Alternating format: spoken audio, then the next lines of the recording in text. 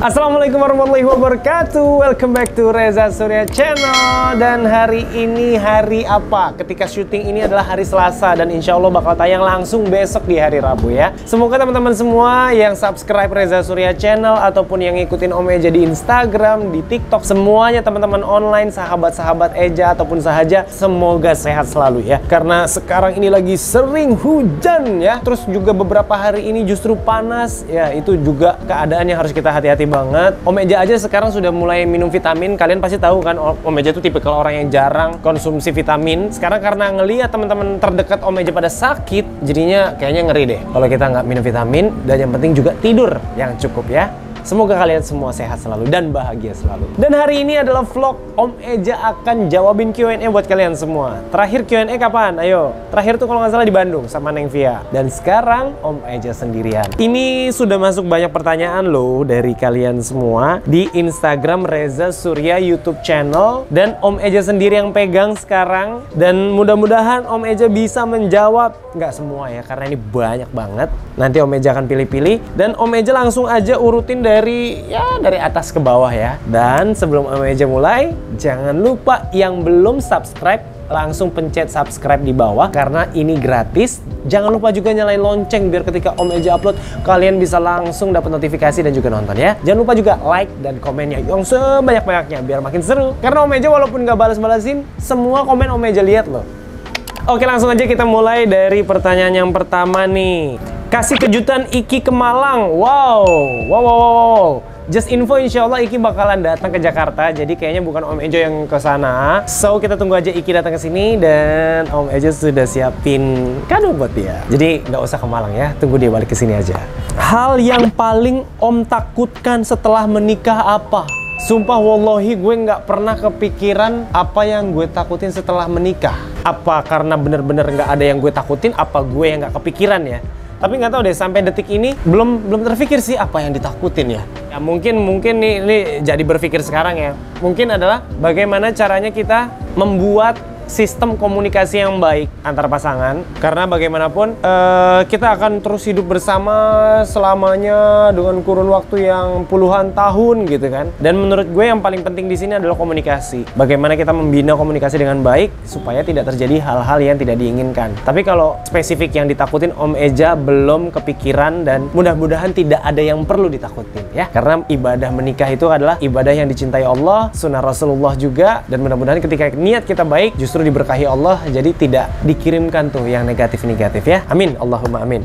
Om, tujuan hidup itu apa dan gimana cara ngimbanginnya agar gak terlalu number one sama urusan dunia? Wah, bagus nih pertanyaannya. Tujuan dunia yang jelas adalah ibadah. Karena apapun yang kita lakukan di dunia gak akan pernah ada yang kita bawa lagi ke akhirat kecuali amal dan perbuatan kita yang baik-baik ya, amal ibadah ya. Menurut gue, ya kalau di dunia ini adalah ajang bagaimana caranya kita mengumpulkan pundi-pundi pahala, berkah, rahmat supaya bisa kita bawa pulang ke akhirat nanti. Dan tapi bukan berarti amal ibadah itu yang selalu kepada Allah, tapi juga berbuat baik sesama manusia juga adalah bentuk dari bagaimana kita bisa mendapatkan amal ibadah, rahmat dan berkahnya Allah juga. Jadi prinsip hidup gue selalu gue ceritain bahwa kalau gue ya, jadilah manusia yang bermanfaat buat lingkungan sekitar. Itu.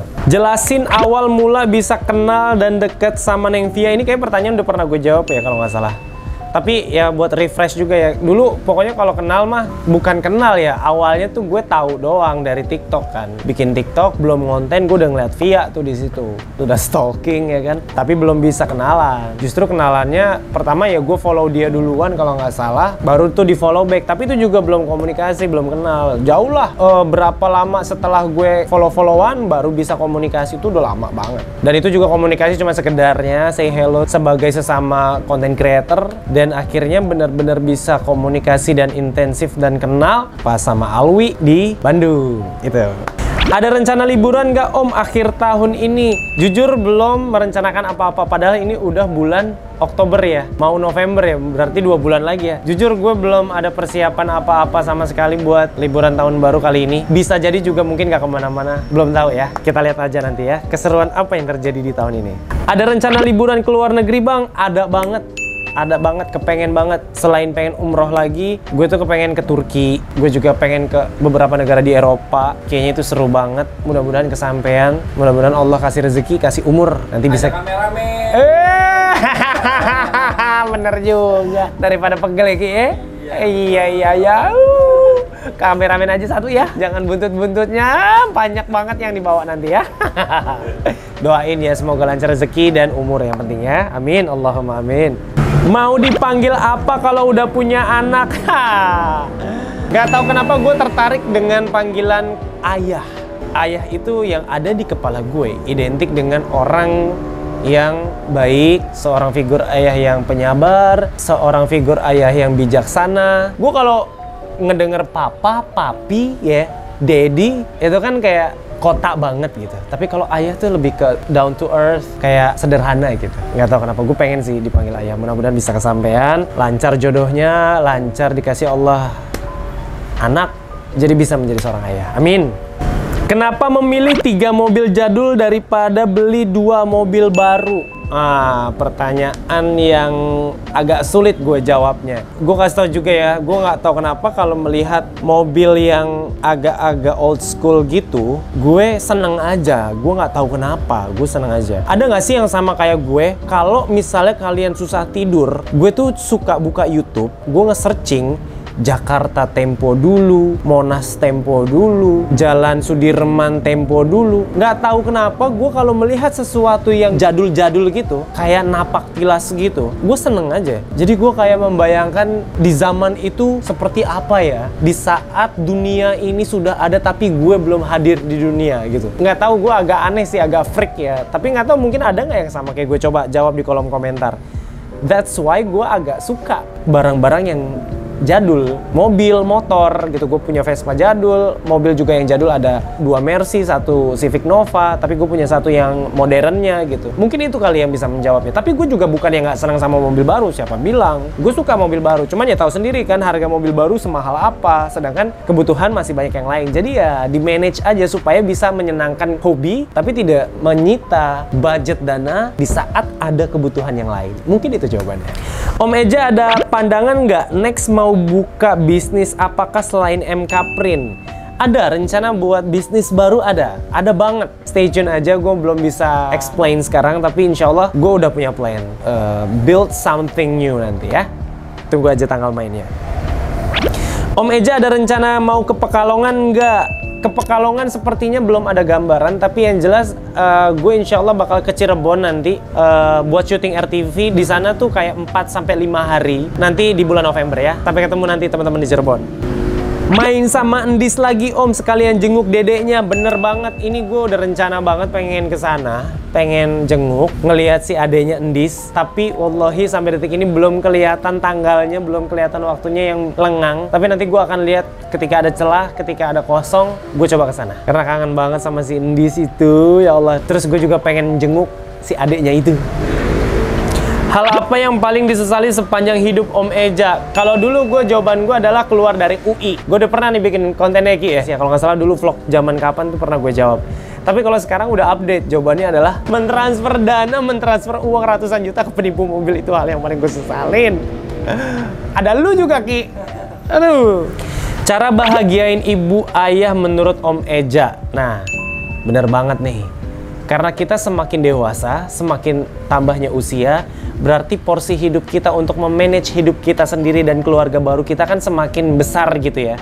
Tapi ada satu hal yang gue terapin juga dalam hidup gue, dalam diri gue sendiri, bahwa jangan sampai kita juga jadi kehilangan porsi untuk orang tua kita. Karena bagaimanapun juga orang kita itu adalah segalanya untuk kita ya. Mau cowok, mau cewek, apalagi kalau laki-laki ya. Orang tua itu, ibu apalagi ya, itu sangat-sangat perlu dibahagiakan ya. Kalau gue sesimpel selalu mengingat mereka, jangan membantah mereka, ikuti saran dan nasihat mereka. Insya Allah hidup akan berkah dan mereka pasti akan bahagia. Om Rey, kalau sholat 2 rakaat terakhir setelah baca surat Al-Fatihah, apakah harus baca surat pendeknya juga? Lu tiba-tiba ke pelajaran agama nih. 2 rakaat terakhir tidak perlu baca surat pendek ya. Bahkan setahu gue dalam sholat itu yang wajib adalah baca surat Al-Fatihah. Sedangkan surat pendeknya itu sunnah. Tapi dianjurkan di 2 rakaat pertama itu membaca surat pendek. Kalau yang dua rakaat terakhir cukup Al-Fatihah saja, itu jawabannya. Kalau salah, correct me if I'm wrong, cemimiu. Om aja suka nonton Bunda Korla nggak? Suka nonton, kalau dibilang suka nonton, nggak selalu nonton. Tapi gue biasanya justru nonton video-video Bunda Korla tuh dari potongan-potongan di TikTok. Kalau nonton live-nya langsung nggak sering sih. Bahkan lebih cenderung jarang kali ya. Tapi Bunda Korla itu mood banget sih menurut gue memang. Kayak lo yang nonton, oke, lo bisa happy, lo bisa mood. Dan satu hal yang gue lihat dari Bunda Korla, hatinya yang paling dalam, hatinya baik banget. Kelihatan ya, kelihatan baik.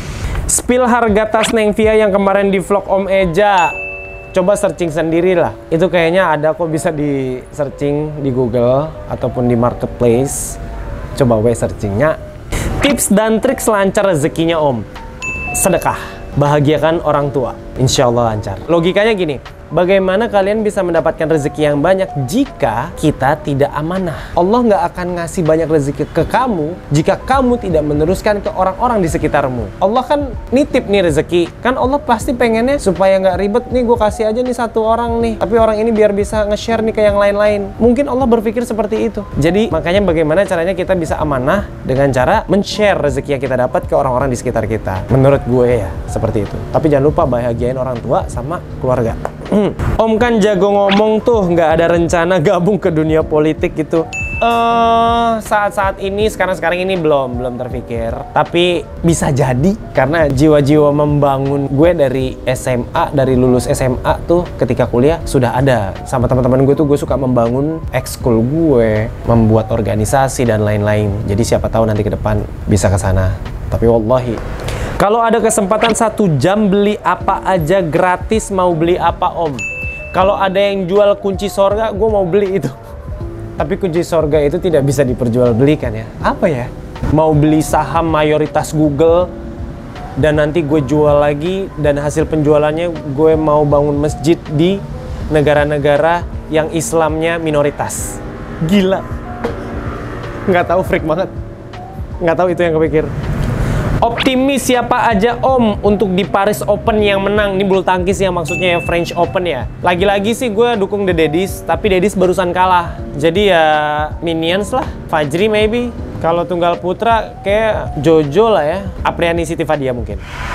Tanggapan Om Eja tentang Indonesia yang katanya akan resesi 2023. Tetap tenang, jangan gegabah, jangan takut, jangan khawatir. Yang penting lakukan apa yang sudah biasa kalian lakukan dan persiapkan untuk menghadapi hal-hal yang tidak diinginkan. Maksudnya adalah ketika trek yang kalian sudah lalui ini menurut kalian sekarang ini nyaman, kita akan anggap resiko di tahun depan trek ini akan bermasalah. Karena namanya resesi akan mengguncang banyak sektor. Jadi prepare yourself, kegiatan-kegiatan ataupun core business ataupun pekerjaan yang kalian geluti ini, persiapkan worst case-nya. Satu worst case, satu plan B sudah cukup menurut gue untuk bisa menjadi plan backup ketika apa yang sudah kalian geluti sekarang nanti akan ada masalah. Dan jangan lupa untuk saving dan hati-hati untuk tidak berinvestasi di aset yang non-liquid. Ini hati-hati banget kalau resesi ya. Jangan kalian investasi ke tanah dulu, ke bangunan, beli rumah, beli tanah, karena nanti ketika kalian beli, takutnya ada apa-apa di 2023 ataupun beberapa tahun ke depan, kalian akan kesulitan untuk mencairkan aset kalian tersebut. Lebih baik saving ke emas, logam mulia, itu akan insya Allah akan mengikuti nilai inflasinya. Dan dolar sih, bisa jadi opsi. Sama satu lagi, tarik sebagian uang kalian di bank dan tanam ke investasi yang bisa kalian pegang. Contohnya logam mulia tadi. Ada niatan bikin single lagi nggak? Selalu ada, niatan itu selalu ada. Cuman bener-bener ya, ini lagunya belum ketemu aja. Belum ketemu yang serak. Ada banyak banget materi yang udah gue dengerin dari Pak Adev kemarin, tapi belum ada yang serak menurut gue. Jadi kita masih explore lagu-lagunya ya. Doain dong, biar ketemu single yang bagus, biar ketemu lagu yang bagus, biar Om Eja bisa keluarin lagu lagi ya. Pilih ibu atau pasangan Om Eja? Dua-duanya.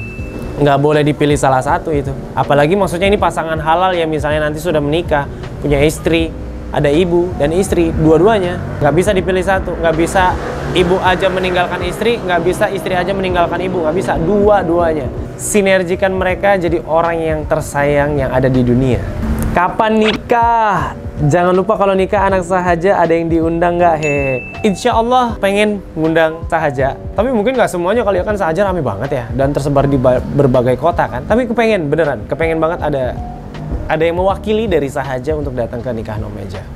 Doain ya. Kevin Sanjaya atau Marcus Gideon? Karena gue nggak kenal langsung sama Kevin Sanjaya, jadi gue jawabnya Marcus Gideon. Karena Marcus Gideon ini, kalian mungkin tau lah, udah lihat vlog Omeja, dia orang yang super humble, super baik banget, se-welcome itu orangnya. Gue sangat berkesan banget bisa kenal sama seorang Marcus Gideon. Walaupun gue juga suka sama Kevin Sanjaya dengan gaya permainannya, skillnya, instingnya, kecepatannya. Tapi kalau disuruh pilih satu, Marcus Gideon. Bulan Desember ada acara apa?